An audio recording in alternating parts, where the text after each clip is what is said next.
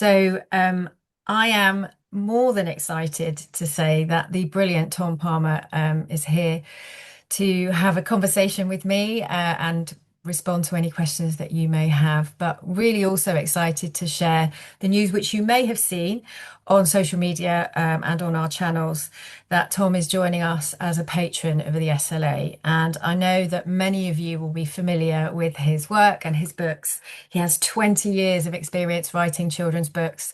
He is completely passionate about school libraries, but also reading and encouraging children's reading. And as a reluctant reader himself, as a young child, he knows the importance of enabling children to access stories from a young age and works brilliantly with Barrington Stoke to publish super accessible and readable novels and stories for children. Recent titles include The Angel of Grasmere and The Fear, the first in a new collection of sporting stories.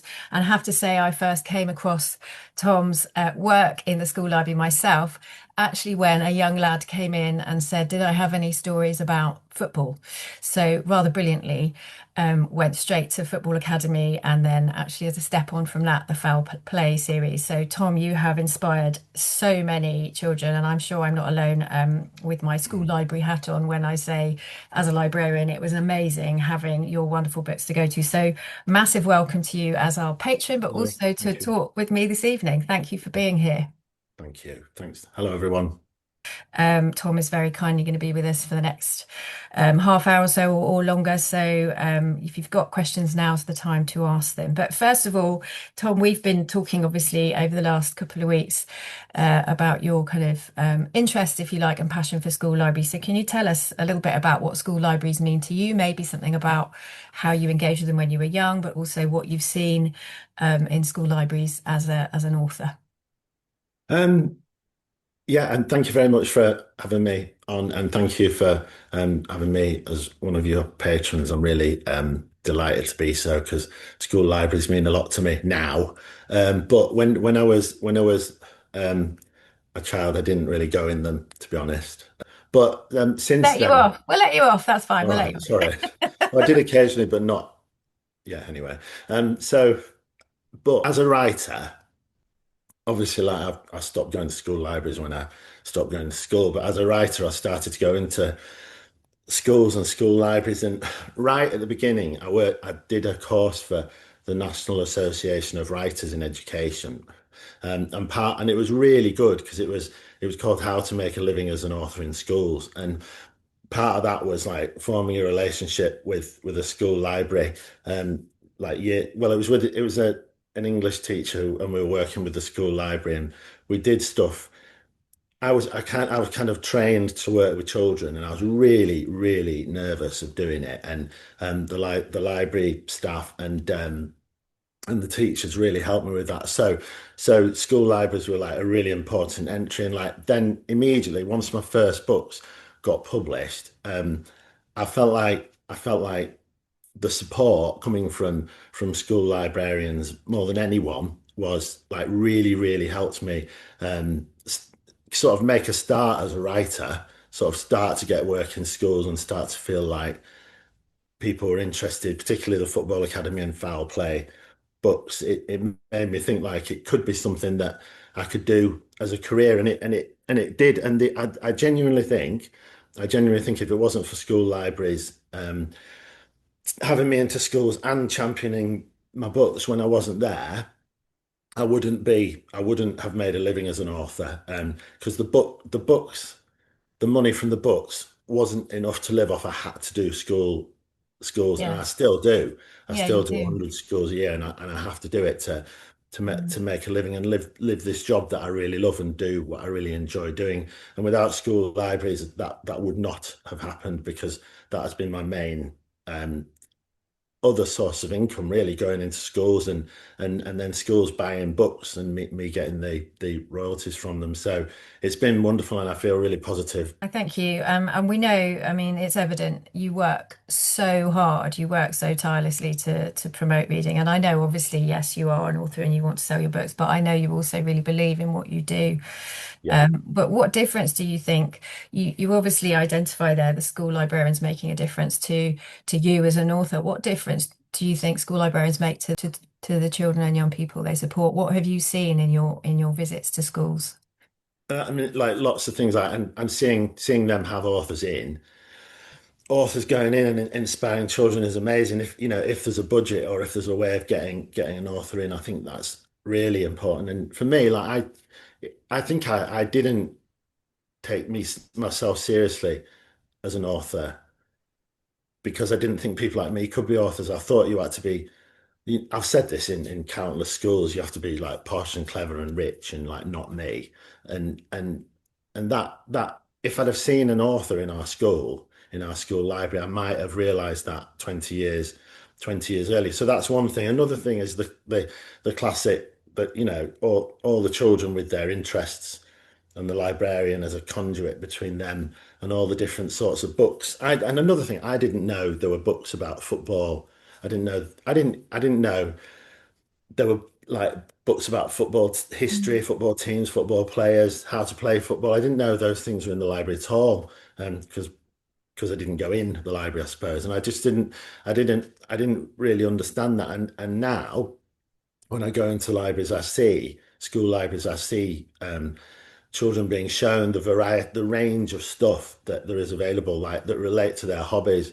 And it links to that Go All In National Year of Reading thing, doesn't it? There's whatever your interest is there's loads of books out there, and not just books, but magazines and other reading materials that can be accessed through the library. I also think going back to what I said about librarians championing authors, championing mid-list authors and new authors, not just the big names and the celebrities. That's so important, not just for the children who are reading them, but for the authors as well to actually get that exposure in school libraries.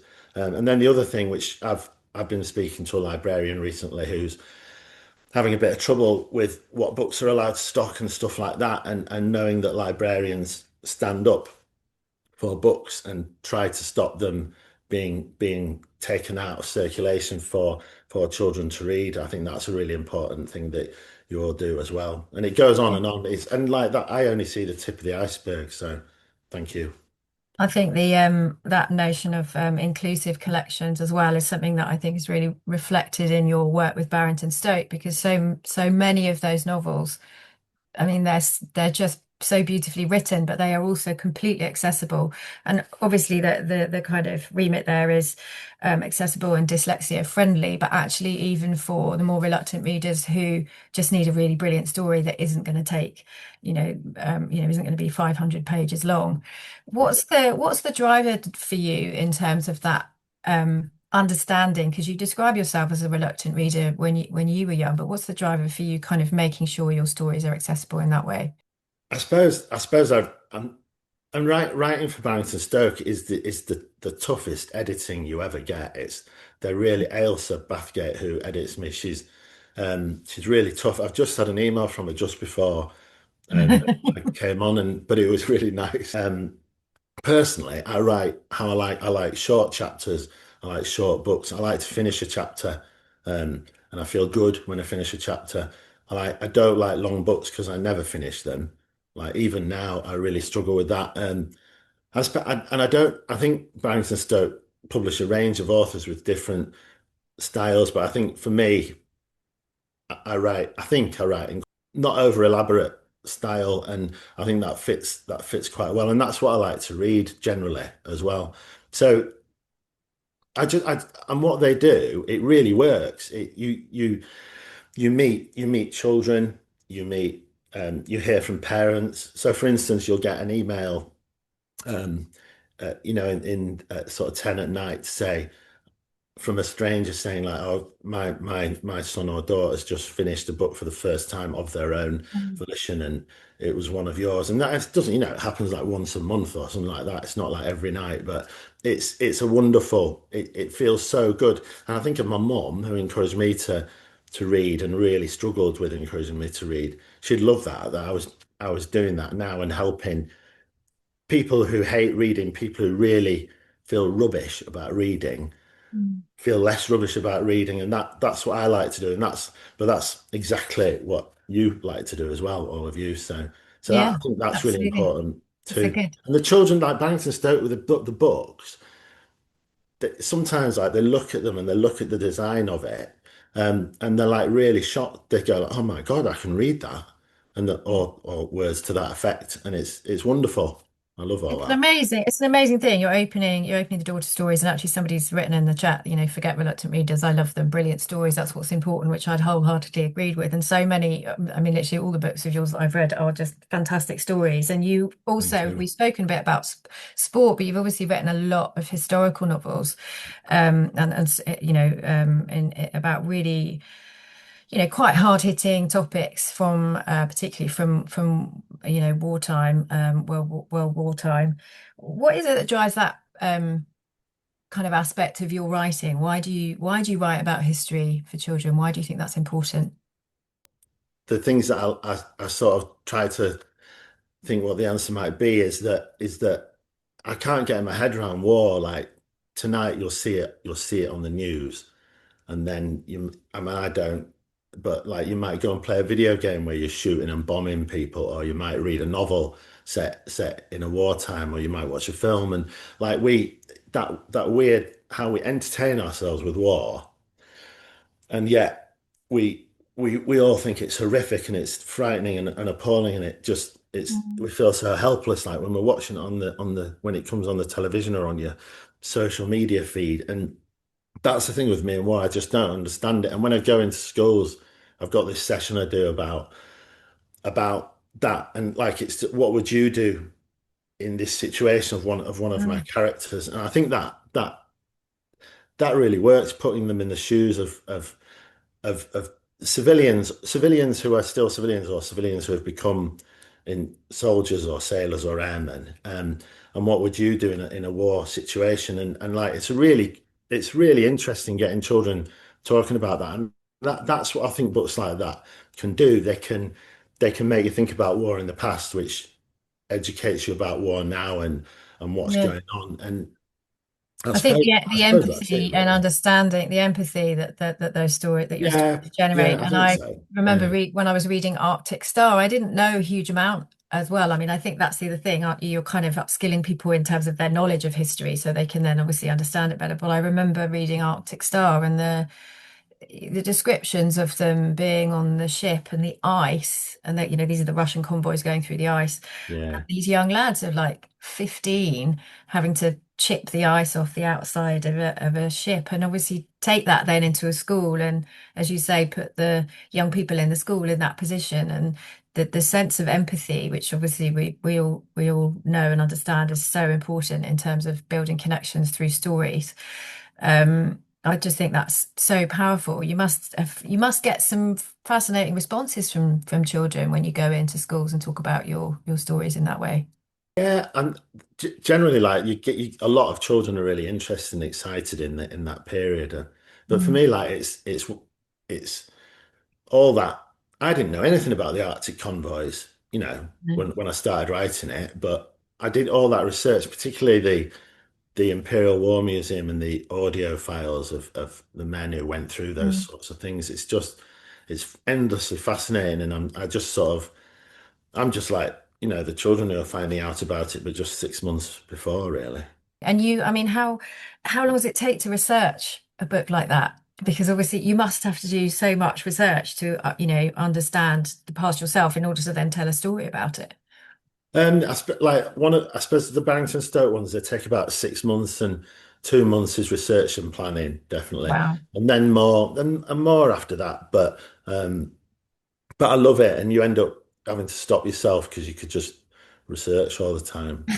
It's so Do you exciting. do you have I mean, have you ever had any responses from veterans? And you I would imagine you must have done. Yeah, it's like this reminds me actually of one. Like I went I went after Arctic Star came out. I did an event for naval veterans, and there was like about 100 of them on the screen in front of me. And like I'd written this book about like the Navy Um, and the Second World War, and I was really nervous because I thought, oh my God, they're just gonna pick holes in it. And but they were really complimentary, and I think they were because I base everything on on primary sources, on testimony, and so I don't make up what it was like to be in the Navy in the Second World War. I learn what it was like, and then Yeah, in the book, and but it is scary. But the best one was Sir Ben Helfgott, the Holocaust survivor, who after the war, one of the characters is based on him, and he was like,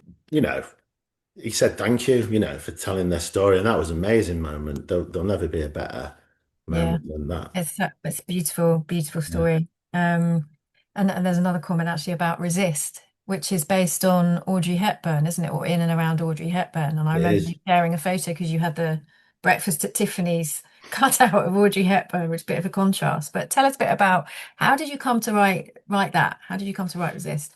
I'd written a few war books, sort of four or something like that by then, and even though the main characters in two of the books were girls, and the actual characters who were doing the war stuff were men. So I wanted to do a book where a woman was or a young woman or a girl was at the center of it. And we were just walking the dog and talking about the resistance. And my wife knew Audrey Hepburn had been involved in the Dutch resistance, and it started there. And I'm really glad I did it because she's such an inspiring person, and to go in and talk about her in schools and how brave she was, even though she was famous for being Mm, beautiful and a celebrity. It's mm, much more important to celebrate her bravery. And I love yeah. it's such a good book to do in schools. It always works. Well, Yeah, sometimes. and it's really nice that you're featuring different characters as well, so that, male and female and the different heroes from that era. Um, so moving on to a slightly different form of hero, bit of a segue there. We've got several major events coming up next year. We've already mentioned the National Year of Reading, but I'll come to that in a minute. But you've also got the World Cup, and obviously you're a big football fan, and you've done loads of work in and around writing stories about football. But how have you seen? How have you? We talked about it a little bit at the beginning, but how have you seen young people connect with your stories about sport? What is it about football, do you think, that connects? And what have you got planned for next year's World Cup? Football and the rugby books as well. It's something people are really comfortable talking about. And in fact, I don't think up to the age of about 17, it was all I would talk to people about. If I didn't Mm, know them well, like it was my like it was safe place. yeah, and Yeah. you talk to people, and it's the same like when you meet people now who you don't really know that well, you always end up talking about football because it's easy and well often. So that I think that's really good. And like when you go into a school and because I often go in with the history books now as well as the football, but if I'm going in as a history author and I hold up Football Academy, you see people go, "Oh, you did that," and like they chill a bit. Some of the well, it's Yeah. boys particularly, but they chill a bit and it's because it's oh, you must, I don't know what they're thinking, but maybe they're thinking, "Oh, he can't be that bad because he's into It football." is talking about football. It's a bit of a Yeah, leveler, isn't it? You can yeah. engage, and it's like we said, it's building onto um those interests. There's lots of love for your books here in the chat. But back with the World Cup, and you asked about next year, Yeah. in the past, I have done live football stories during the tournament where I write a chapter each night after the games have happened, and Yeah. it's read in the classroom the next morning, and they've gone down like through the Literacy Trust, and they've gone down really well because they're Mm, live, and it's like it's a story about what happened 12 hours ago, and we're amazing. looking at doing that again this with the Men's World Cup coming up in the summer, but it's such a massive amount of work doing that. We're trying to Mm. find a way to make it work. So, but we should know. I don't know. It'll probably like go right to the near the tournament, but we should know in the spring if we're doing it. And you're writing overnight virtually then for that. Yeah, So so you don't have the 6 months planning. So, I mean, what is the process around that? How do you do that? it's challenging. But so you have a rough so basically you'll have like a general mystery or a Yeah. ghost thing or a spy thing. But Mm, then the story that the children are at the tournament and they're going to watch the games while trying to solve the haunting spy thing or detective thing. And the results and determine what happens as well and things that happen on and off the pitch determine what happens. So you've kind of got to you watch the game and then you write it and script it, and you kind of got a core story, but it can weave like quite dramatically because of the And the tournament. results. Yeah. So it's not just yeah, like so the plot is determined by what happens, and it's really frightening, but and it does get a bit absurd at times, but it's worth It's it. brilliant. I think it's amazing. It kind of makes me think of the choose your own adventure, a little bit, maybe Yeah. some of that kind of not quite sure what's going to happen when you turn the page. You were telling me about the visit on Friday to it was Scunthorpe, was it? Football club? And It then was. about you were going to Leeds. And so just tell us a little bit about the work you do with football clubs, because as we've said, sport is an amazing route into reading, but you actually go into the stadiums, don't you? I do, yeah, and I mean I have been right from the start, and the Scunthorpe United, I've done it for 10 years. They run this really amazing thing where I've got a book called Ghost Stadium, which is a haunting in a football stadium. And Mm. I go in and talk to groups of children, and then the librarians and they set up scenes from the novel in the stadium, and then they sort of reenact them or bring them to life. So, and then all the children get a free copy of Ghost Stadium at the end. It's like, it's so good. It's such a good program. I love the idea of bringing moments in the story to life. I think the children must respond. They It must is absolutely love that. there's a scene in the book where sort of a ghost body falls on the tent. The children are camping on this football pitch, so they get all the children like under this canvas, and then they sort of chuck loads of stuff onto it to scare the hell. Brilliant. That So, sounds fabulous. I they're bet they brilliant. It's genius, absolutely isn't love it. it? Genius librarians. So. Yes, absolutely. Innovation, yeah, 100%. Murder in the Library, got it down to, Exactly. I'm sure everybody on this call has. So obviously next year, as Sue mentioned, and as there is a huge amounts of conversation about, is the National Year of Reading. And we're really, really excited that you're going to be running a live lesson. But what else will you be doing next year around this? And how do you think maybe school libraries and librarians can use the campaign to help them? I think it's difficult to say generally now, having looked at the material I mean, I've seen stuff that's come out about the National Year of Reading, and Mm. I don't know, I might have missed something, but I think there's a lot of announcements, but there's not much. I don't know, like I've not seen much that's that concrete to Yeah, see, I but I'm think there's sure stuff coming in the pipe. There's certainly stuff coming from the SLA in the yeah. pipeline, including, what we're going to be doing with your good self. But yeah, And I, I'm sure there'll be loads, and so, but it's probably because we're nearly in December, so it's difficult to know. But I remember the National Year of Reading, the two National Year of Readings ago. I used to work for Bradford Library, and there was a theme every month, wasn't there? And was that 98 or even earlier yeah, maybe? And there was a theme every month. So what I've done is I've put up a web page today, actually. Well, no, my wife has put up a web page, I should say, today, which is my website then /NYR. And I've decided to go each month. I'm going to go with a theme. So January is Holocaust Memorial Day. June mm, is the Football World Cup. mm, Um, and then I've come up with themes, and there's already loads of resources on my website that I can just put into those theme categories. So I know. I'm kind of Yeah, doing it myself, but that's what I'd do anyway. I'd promote around the World Cup. I'd promote around Holocaust Memorial Day. So I'm just trying to make resources available really, and which may or may not be useful to people, but I'm and it'll tie in sure with they will whatever be. I'm comes sure up. they'll be useful. And I think you're Yeah, right. I think it's about looking at it and seeing the opportunity and then using it as leverage to maybe shine a spotlight on the things that you're already doing as well yeah, already. And then exactly. using Yeah, it as a route into having conversations maybe with different people that you haven't had before.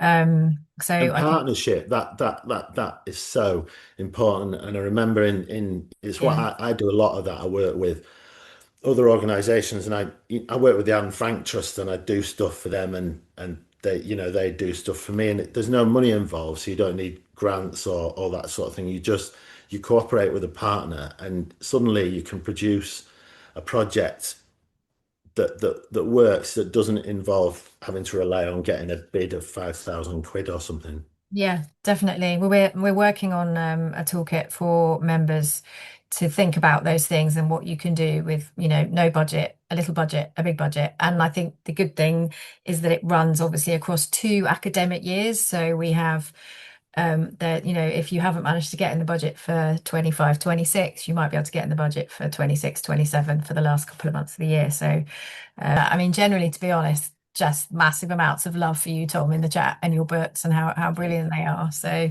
I think everyone is just generally really inspired by what you've been doing and hopefully really excited that you are now supporting, if you like, in a more formal way, the SLA, although I know you've been championing school libraries for a lot longer.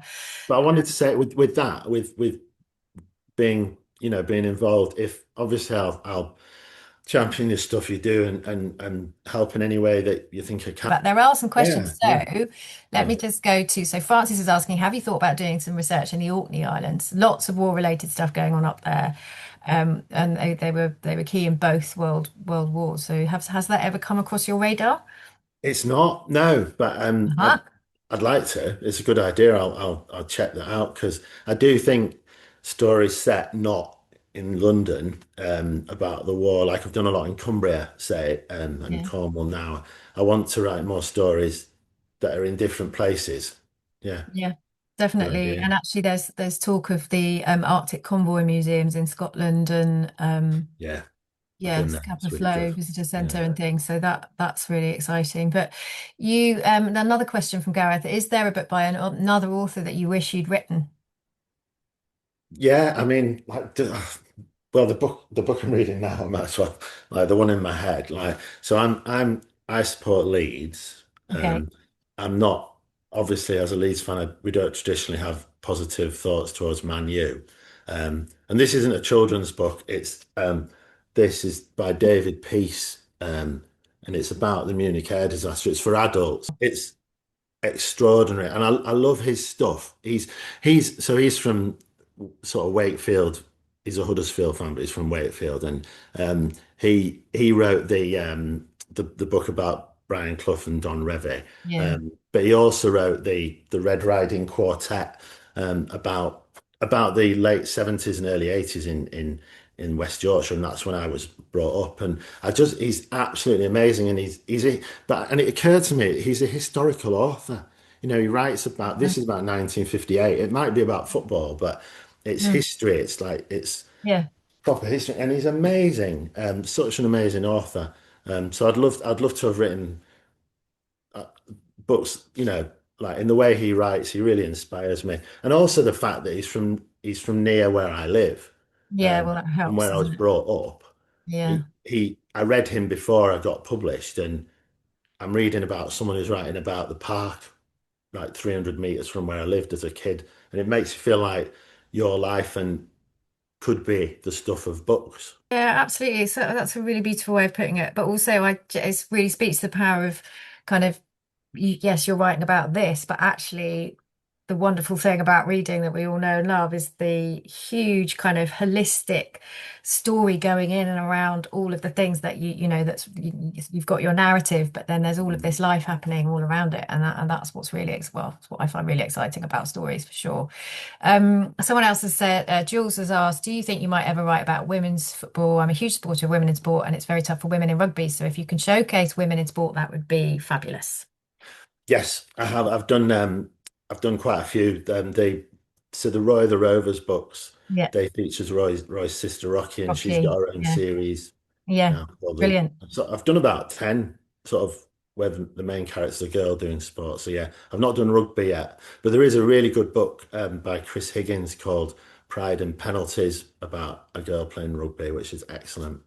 So good recommendations there. And I think final question from Ed. Tom, love your books. What's the funniest question you have had from a child at a school event? It happened last week. It was like because Great so question, Ed. during my talk, I talk quite a lot about how my wife gave me the belief to become an author, how she runs me, so she does the website and the marketing, and without her constantly there, I would never have become or maintained being an author. And I bang on about that quite a lot in my events because I think it's a positive thing to do. And Yeah. one kid he put his hand up and said, what would have happened to you if you'd not met your wife?